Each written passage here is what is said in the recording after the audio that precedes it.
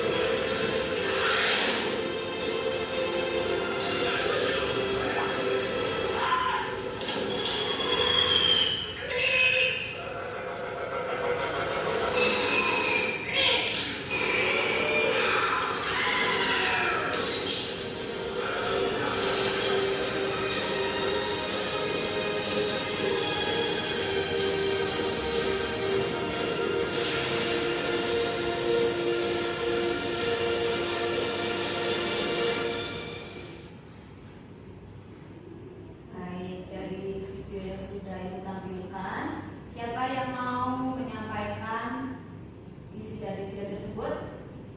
Oke, baik, ya silakan. Jadi dari kerjasama kita dapat mempersingkat waktu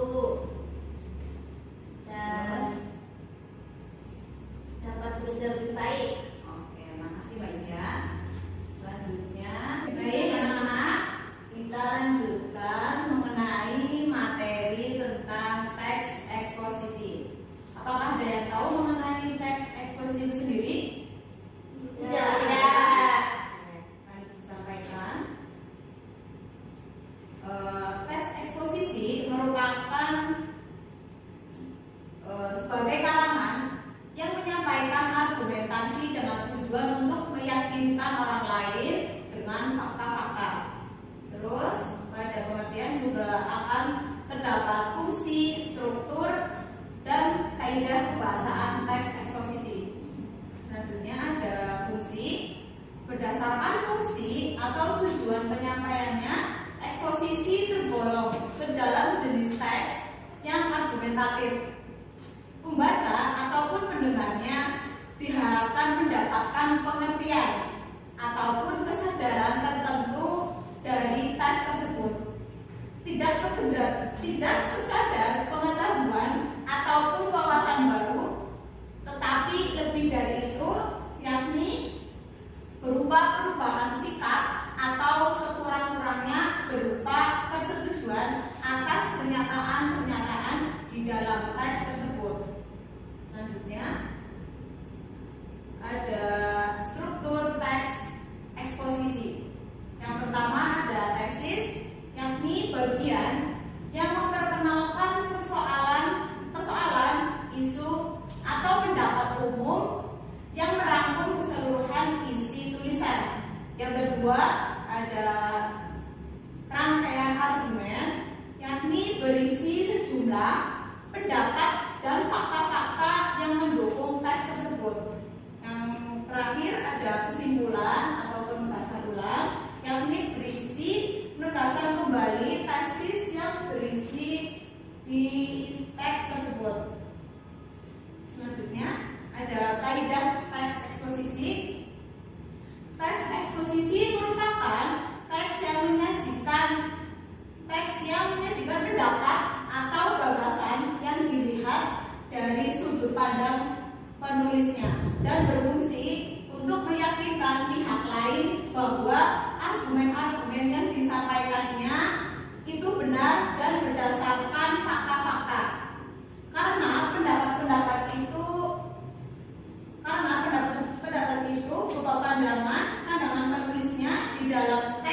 eksposisi mungkin pula dijumpai ungkapan subjektif penulisnya. Namun mungkin pula subjek penulis termasuk kata ganti personal lainnya disampaikan secara tersirat, yakni dengan mengubahnya ke dalam bentuk pasif. Kaidah pembahasan lainnya dari teks eksposisi adalah sebagai berikut.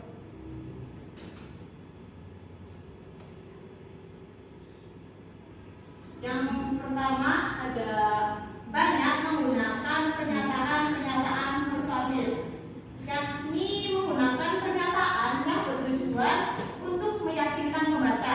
Yang kedua, banyak menggunakan pernyataan yang menyatakan fakta. Yang ketiga, banyak menggunakan pernyataan atau ungkapan yang bersifat menilai atau mengomentari. Yang keempat, banyak menggunakan istilah teknis yang berkaitan dengan topik yang dibahasnya. Yang kelima, banyak menggunakan konjungsi yang berkaitan dengan sifat dari isi teks itu sendiri. Dan yang terakhir, banyak menggunakan kata kerja mental. Selanjutnya, yakni menulis teks eksposisi. Adapun langkah-langkah dalam menulis teks eksposisi, yang pertama tentunya kita harus menentukan topik, yakni suatu hal yang memerlukan pemecahan masalah atau sesuatu yang mengandung problematika di masyarakat. Yang kedua, mengumpulkan bahan atau data untuk memperkuat argumen, baik dengan membaca surat kabar, majalah, buku, ataupun internet. Yang ketiga, membuat perangkat tulisan berkenaan dengan topik yang akan kita tulis, yang mencakup tesis, argumen, dan penegasan ulang. Dan yang terakhir, mengembangkan tulisan sesuai dengan perangkat yang kita buat. Argumentasi dan fakta yang telah kita kumpulkan, kita masukkan ke dalam tulisan itu secara padu sehingga teks tersebut bisa meyakinkan banyak khalayak. Selanjutnya mari Ibu tampilkan contoh teks eksposisi. Mungkin bisa anak-anak bacakan. Siapa yang mau baca? Saya Bu. Oke, tenang lumayan. Polusi udara adalah pencemaran lingkungan yang mencemari udara yang ada di kehidupan manusia. Biasanya yang banyak kita saksikan adalah dalam berbagai bentuk asap, seperti asap rokok, asap kendaraan bermotor, asap kebakaran hutan, hingga asap sisa pembuangan produksi pabrik. Semua asap bisa disaksikan dengan mudah di sekitar kita. Padahal semua itu memiliki dampak yang buruk bagi kehidupan manusia. Oke, bisa Bapak tentukan ini termasuk struktur eksposisi yang apa? Tesis. Oke, baik. Nah, ya. Yang kedua, siapa yang mau baca? Sabrina. Oke, silakan Mbak. Salah satu efek buruk dari polusi ini dapat membuat kesehatan kulit terganggu. Orang yang sering bersentuhan dengan polusi udara, kulitnya bisa menjadi kusam, sehingga nampak tidak sedap dipandang. Bukan hanya itu, bisa juga merusak kolagen, membuat munculnya flek di wajah, hingga bisa menjadikan manusia terkena kanker kulit. Banyak juga penyakit-penyakit berat lain yang menjadi akibat dari banyaknya bersentuhan dengan yang namanya polusi udara. Di antaranya adalah infeksi saluran pernafasan atau ISPA, pneumonia, penyakit jantung, stroke, hingga penyakit paru-paru yang berada pada tahap kronis. Oke, bisa Mbak Sabrina simpulkan ini termasuk struktur teks eksposisi yang apa? Argumentasi. Iya, kita. Yang terakhir, ada yang mau baca? Ya. Oke, Mbak Nasa, silakan. Oleh karena itu, menjadi penting bagi kita menjaga diri dari polusi udara. Meski alangkah lebih bagus kalau negara juga hadir dan bersikap tegas agar para pelaku pencemaran udara itu diberi peringatan, sehingga kemudian